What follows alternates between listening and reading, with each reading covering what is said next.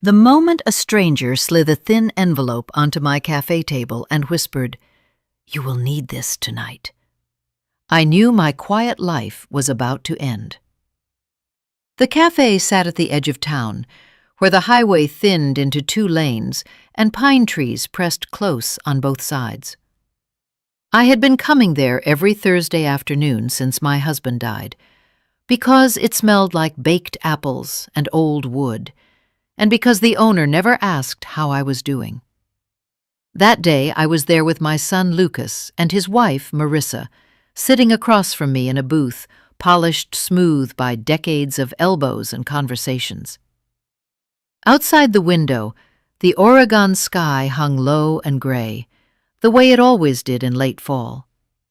Inside, Marissa stirred her tea without drinking it, the spoon clicking against the cup in a rhythm that made my shoulders tighten. "You really should think about downsizing, Eleanor," she said finally, her voice light but rehearsed. "That land is too much responsibility for one person now." Lucas nodded quickly. He had my husband's eyes, but none of his steadiness. "We just worry about you, Mom. The taxes, the maintenance. Winter is coming again." I smiled, the polite smile I had learned over the last year. "I have lived on that land for 41 years, I said. "I know how to take care of it." Marissa exchanged a look with Lucas. I caught it, because mothers always do. The look that said, "Not yet, but soon." They stood to pay the bill together, leaning close, whispering the way they had started doing more often lately. I stayed seated, gathering my purse and folding my napkin, when I felt a presence beside me. She appeared so suddenly, I startled hard enough to knock my water glass sideways. The woman was in her early 50s, maybe older, with iron-gray hair pulled tight at the nape of her neck. Her coat was dark and heavy, far too warm for indoors, and her eyes did not wander or blink.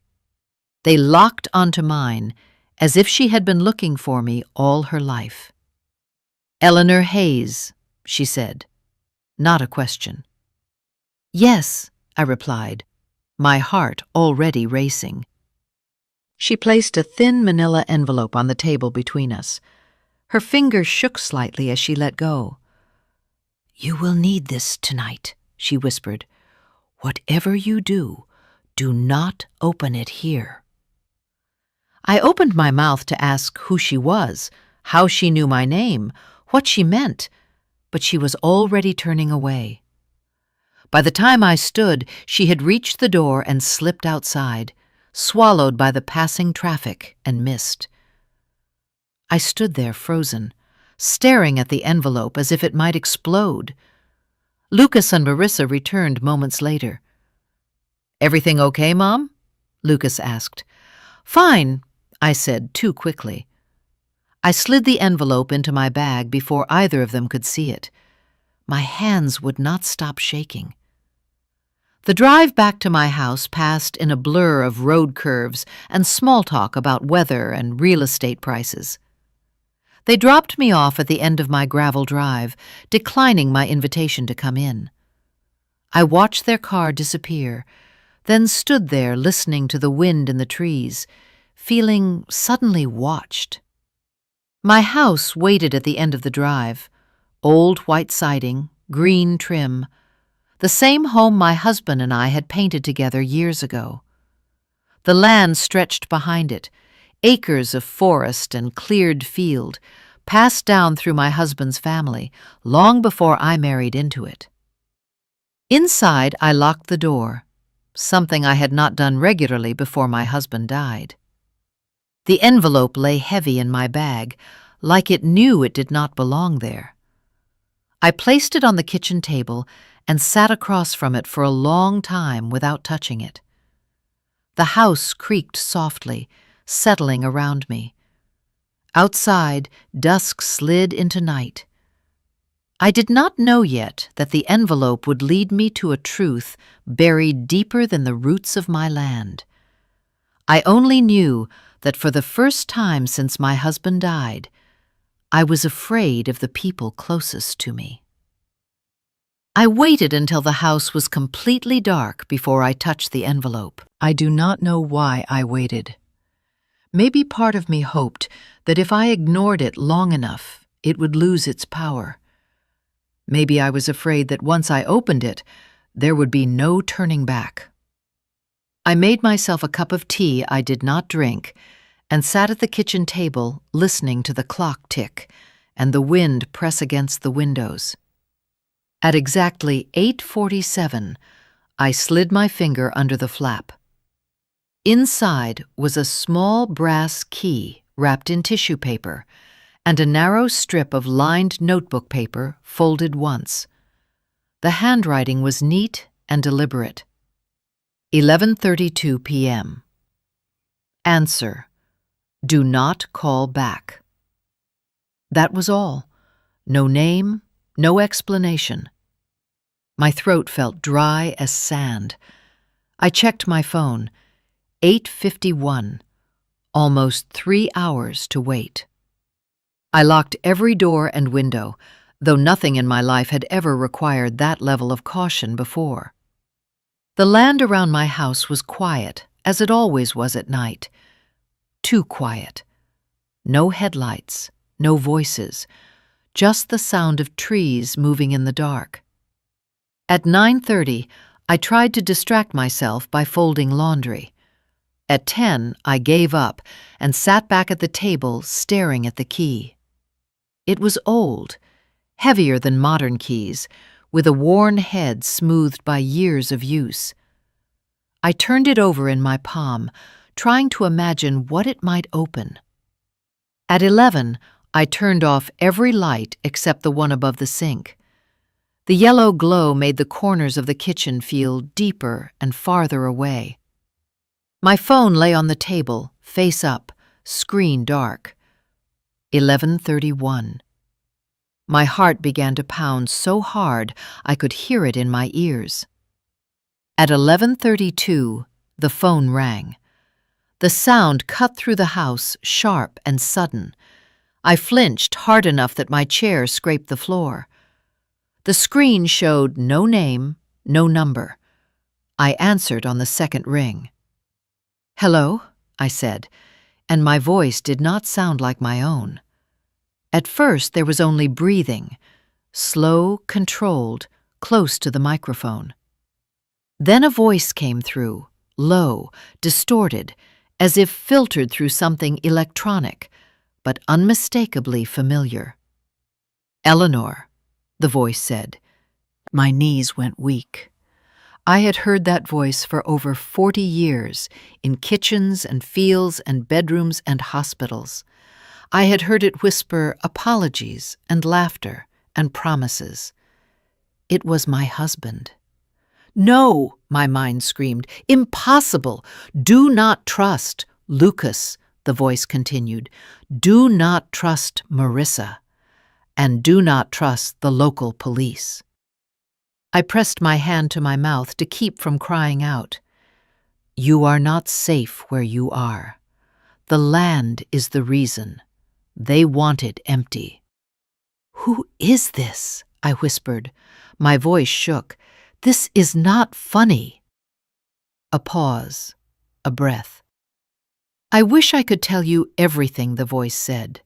"I wish I could explain, but if I do not keep it short, they will find me." My heart slammed against my ribs. My husband did not die the way they told you.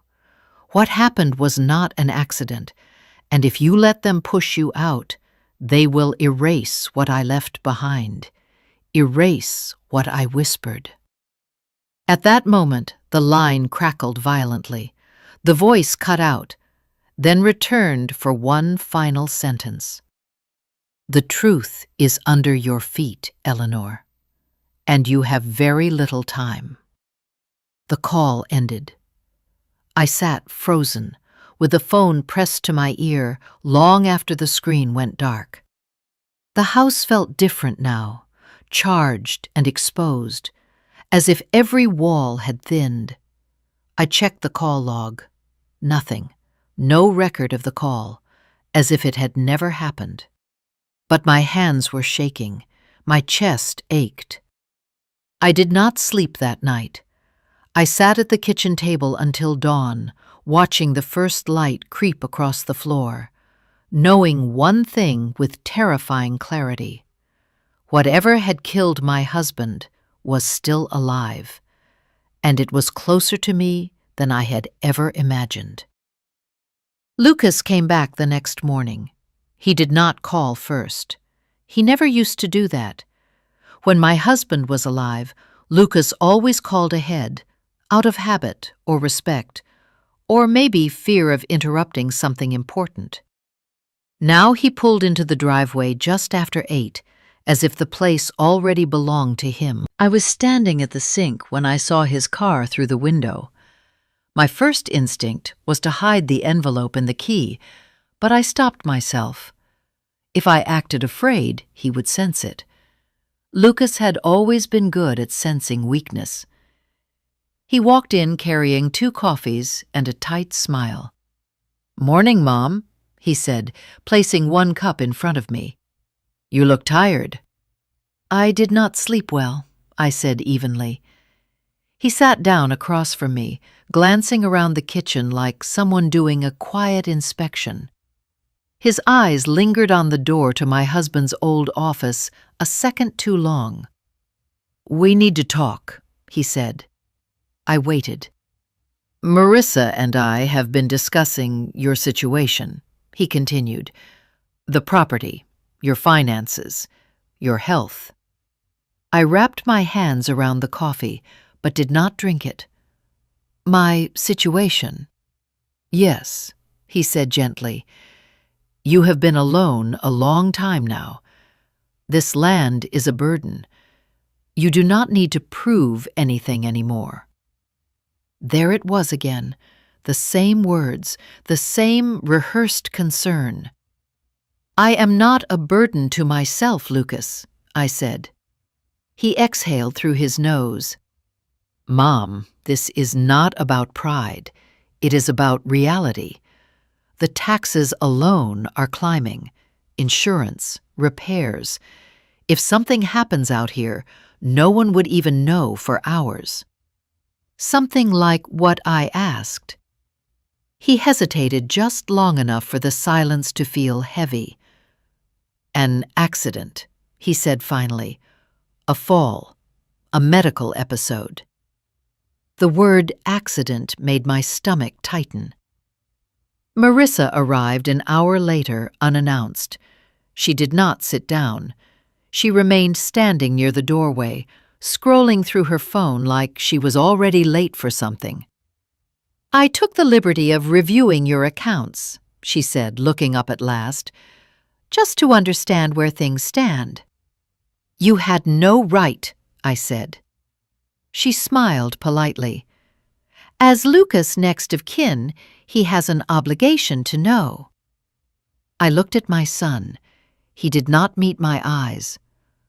"According to what we found," Marissa continued, "you cannot sustain this lifestyle much longer. You are dipping into savings at an alarming rate." "I am fine," I said. "Are you?" she asked softly. "Because to me, it looks like grief is clouding your judgment." Lucas leaned forward. "Mom, maybe we should talk about guardianship. Just temporarily, until things stabilize."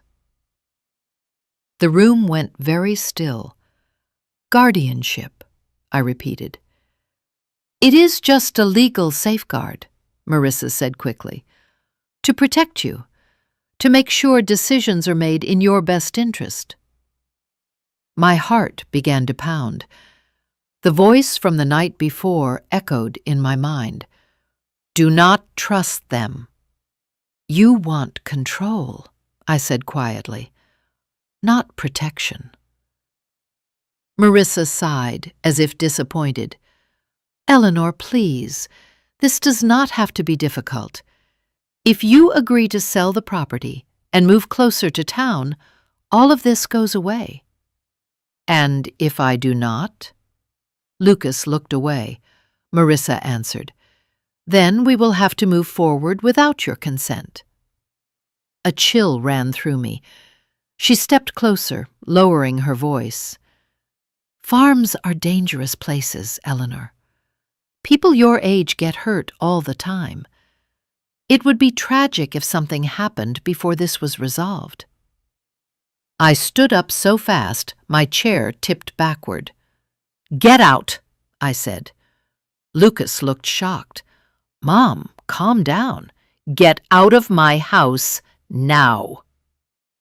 They left together, Marissa already dialing her phone, Lucas glancing back once with an expression I did not recognize. Not concern, calculation. I locked the door after them, my hands shaking. For the first time since my husband died, I understood something clearly. They were not worried about me. They were afraid of what I was standing on. And whatever was buried beneath my land had turned my own family into strangers, capable of destroying me to get it. After Lucas and Marissa left, I did not cry. I cleaned. I washed the coffee cups they had touched. I wiped the table. I swept the floor as if order could protect me from what was unraveling. When there was nothing left to clean, I stood in the middle of the kitchen and realized the truth had settled into my bones. My husband had not been wrong. I went to his office and closed the door behind me. The room still smelled faintly of cedar and machine oil. His desk sat exactly where he had left it the last time he walked out of this house. I had avoided this room for months because grief lived here. Now I understood that something else did too. I opened the filing cabinet. At first, everything looked ordinary. Property tax statements, old insurance policies, equipment manuals. I forced myself to slow down, to look closer, the way my husband always did. That was when I noticed the dates. Several documents had been moved recently before his death. Not removed, just repositioned. A man preparing not to be discovered, but to be understood. I found a thin folder tucked behind the deed paperwork. Inside were bank statements I had never seen before.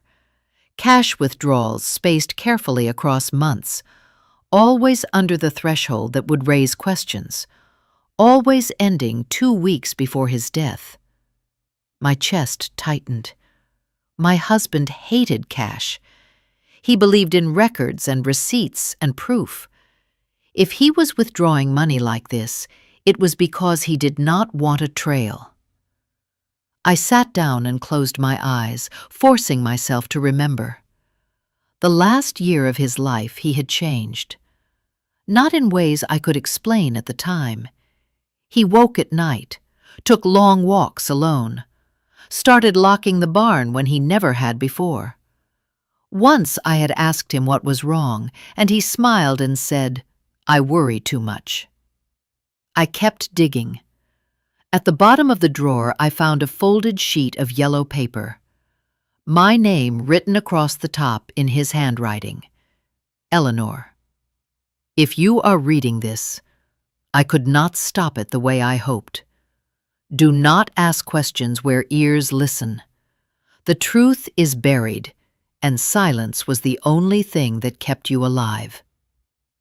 My hands trembled so badly, I had to set the paper down. Buried.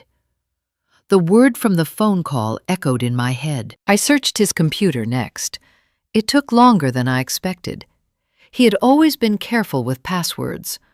I tried our anniversary. Nothing. I tried the dog's name. Nothing. Then I tried the address of the property, the first one he ever owned before we married. The screen unlocked. My stomach dropped. There were emails he had archived instead of deleting. Correspondence with a criminal defense attorney in another state. Short, guarded messages, no details, just confirmations of meetings and payments. Why would my husband need a criminal lawyer? I scrolled further. Photographs. Night shots of the edge of our land. Tire tracks I did not recognize. A section of the forest near the old slope that he had always told me not to walk alone. I remembered now. The arguments. Him insisting I stay away from that part of the property, telling me it was unsafe without explaining why. He had been protecting me, and whatever he had discovered had been important enough to frighten him into secrecy. I leaned back in the chair and stared at the ceiling. Lucas had grown up here. He knew every path, every hollow, every place someone could hide something and never be seen. The thought made my stomach turn. My phone vibrated in my pocket. A message from an unknown number. You are doing the right thing. Do not confront them. They are already watching. I stared at the screen until it went dark. My husband had left me a trail, not to accuse, but to survive. And for the first time, I understood that the man I loved had walked into danger alone, so that I would not have to. Now that danger was mine, and the land beneath my feet was no longer just home. It was evidence. I did not go outside for the rest of that day. I watched the land through the windows instead. The tree line, the slope behind the north field, the stretch of ground my husband had always told me to avoid after dusk. For years I had thought it was concern for my safety. Now I knew it was something else entirely. By late afternoon, a truck I did not recognize rolled slowly past the end of my driveway. It did not turn in. It did not stop. It simply passed and disappeared down the road. But it came back an hour later. That was when I understood the message. They are already watching. Just after sunset, my phone rang again. This time, it was not distorted. If you are alone, do not hang up, the man said quietly. Who are you? I asked. Someone your husband trusted when he ran out of options. My name is Grant Mercer. I cannot stay long. I stood frozen in the middle of the living room. He told me if anything happened to him, I should watch you until you were ready to see the truth. He also told me your son would not wait forever. I closed my eyes. Tell me. There is a service tunnel under your property, Grant said, older than the house. It was built decades ago and later expanded. It connects to natural rock chambers that were never mapped. Most people would never find it. My heart hammered. Lucas found it years ago. He realized it could hide things no one would look for, things that could move quietly and disappear just as fast. What things? I whispered. Illegal shipments, storage, transfers. The land made it perfect. Isolated, private, protected by family loyalty. I slid down into a chair. Your husband discovered signs of activity about 2 years ago. Vehicles where they should not be, fresh tracks after rain, equipment being moved at night. He followed the trail until it led underground. I remembered the nights he came in late, covered in dirt, claiming he had been fixing a drainage issue. I remembered the fear in his eyes when headlights appeared near the trees. He documented everything, Grant continued. Photos, times, names. He tried to stop it quietly. He confronted Lucas. My breath caught. Lucas promised to end it, to walk away. But once you are inside something like that, there is no walking away. My hands curled into fists. Your husband refused to be silent.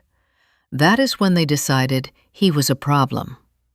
The words landed like stones. He did not drown, Grant said. His car was forced off the road. I was following at a distance. I could not get there in time. I felt something inside me crack. Not loudly, quietly, the way stone breaks under pressure. "Why are you telling me now?" I asked. "Because they are moving faster. They want the land sold. Once it changes hands, the tunnels disappear under permits and construction. Evidence buried forever." I thought of Lucas in my kitchen talking about accidents, Marissa mentioning guardianship. The timing was no coincidence. "What do they want from me?" I asked. "They want you gone, either compliant or removed. Your husband bought time by dying. You bought more time by not selling yet, but they are running out of patience." The call ended abruptly. I sat there long after the line went dead. The house felt smaller now, the walls thinner, the floor beneath my feet no longer solid. I walked to the back window and stared at the land stretching into darkness. 41 years I had walked that property, believing it held memories and roots and safety. Now I knew it held something else, something poisonous. And the most terrifying truth of all settled into my chest. The danger was not hidden in the ground.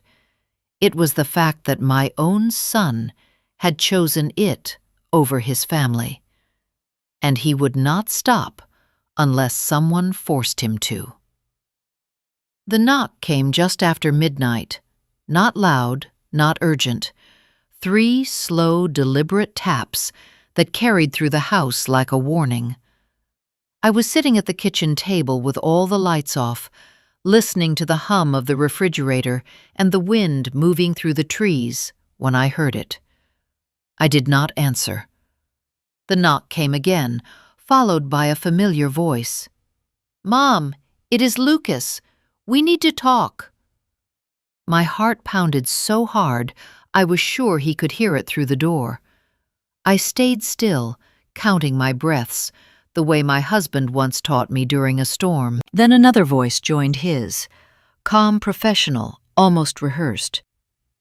"Mrs. Hayes, this is Deputy Collins. We are here to check on you. The police." "Do not trust them," the voice had warned me. I stood slowly and moved to the window beside the door, careful not to cast a shadow. 2 cars sat in my driveway, Lucas's and a patrol vehicle. Marissa stood near the porch rail, arms folded, her posture rigid and impatient.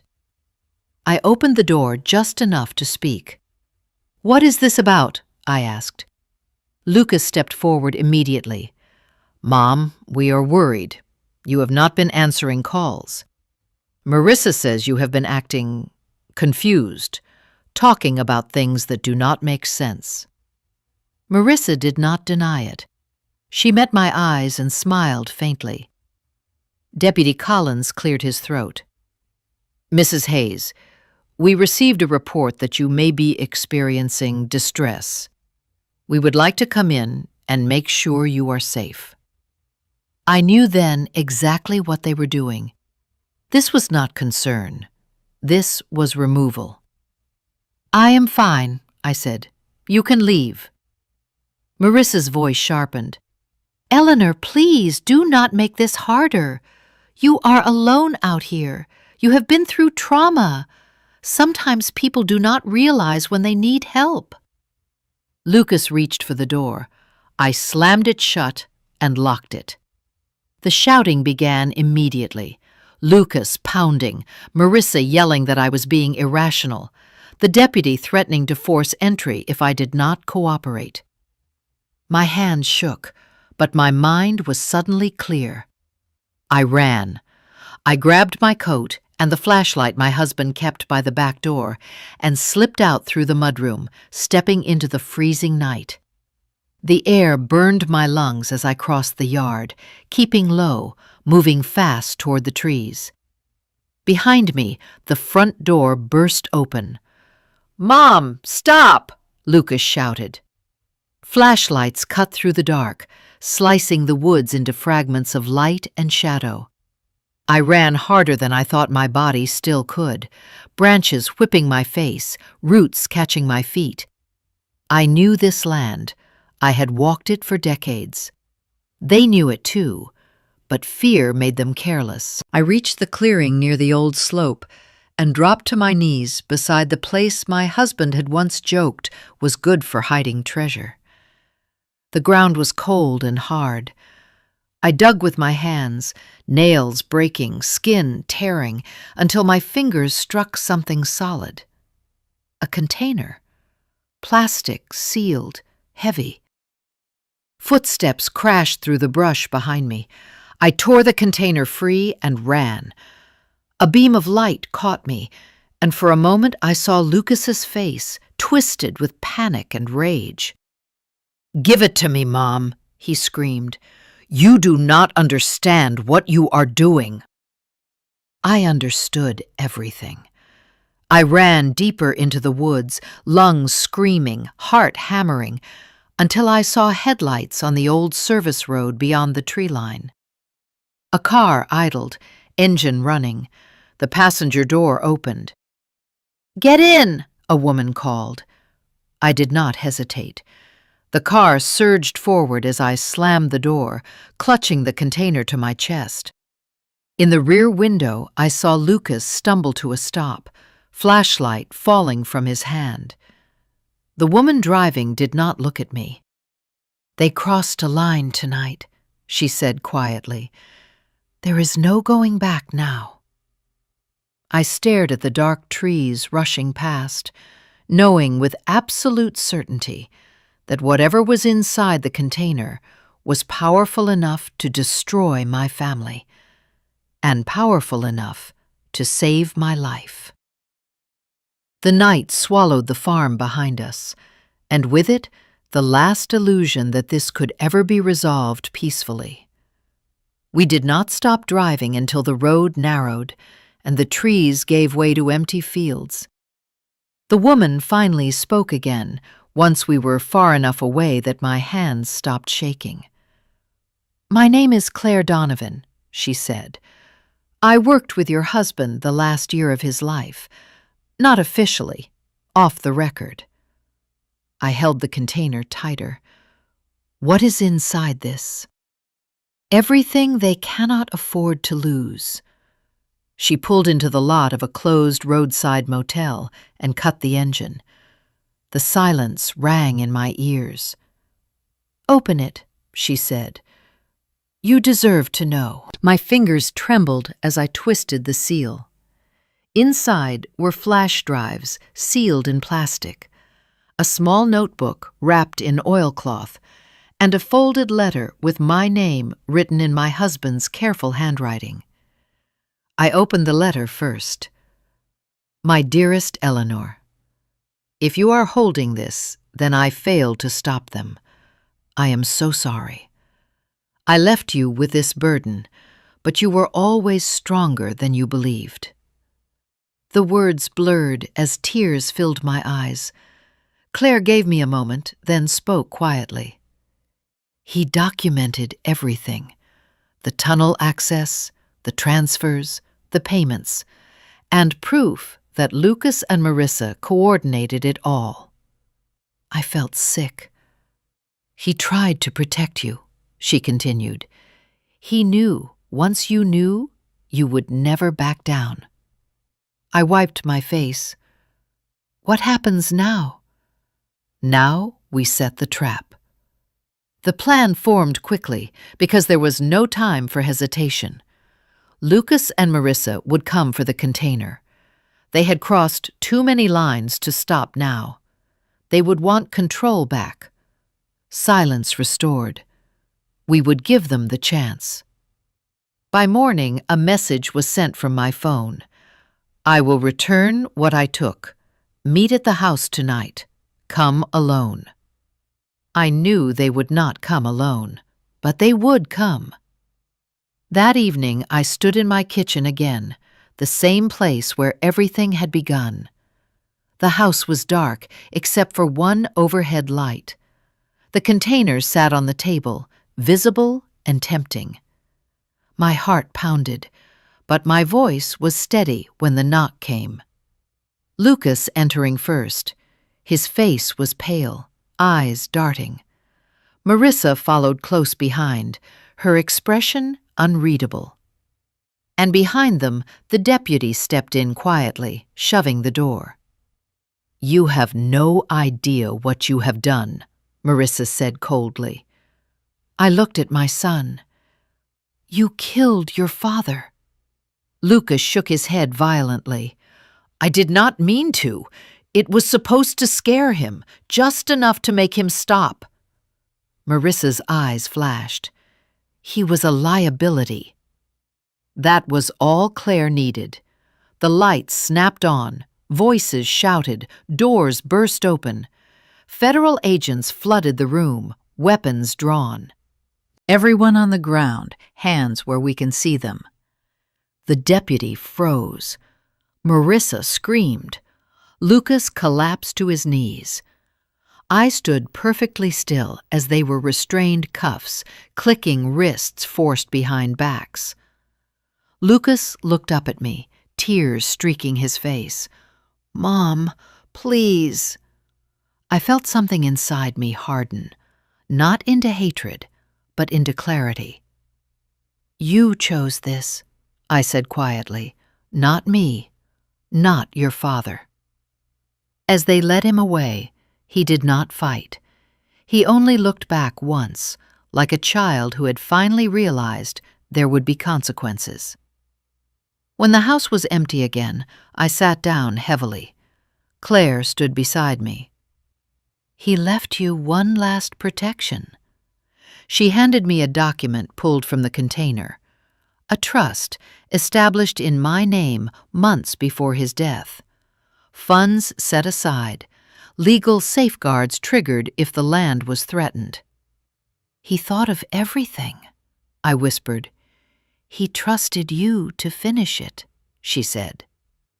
Outside, sirens faded into the distance.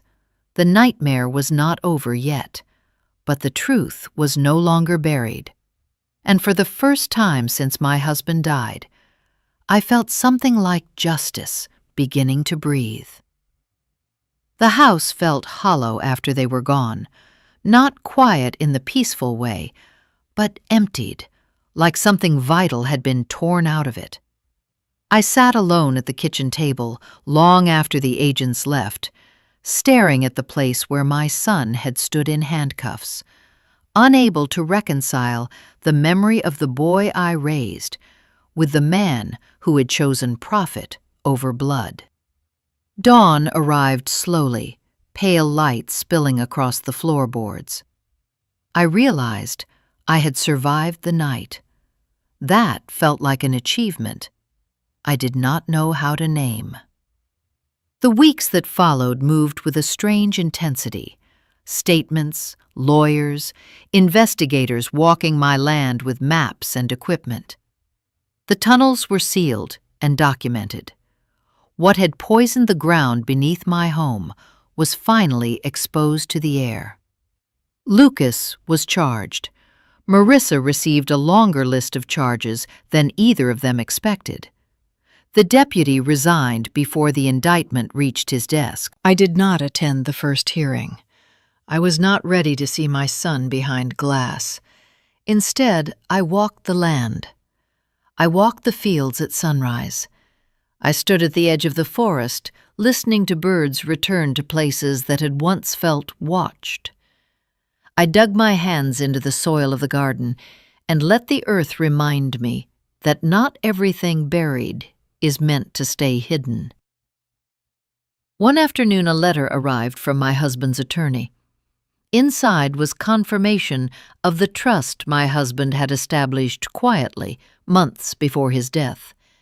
enough to maintain the property, enough to protect me from being forced out, enough to choose my future without fear. He had known. He had prepared for this outcome even when it meant accepting his own. I cried then, not from pain, but from gratitude. In time, the farm changed. I leased part of the land to a young couple committed to sustainable work. I closed off the areas that carried too much memory. I learned which paths I could walk again and which I needed to leave behind. I visited Lucas once, months later. He could not look at me at first. When he finally did, there was no anger left, only regret.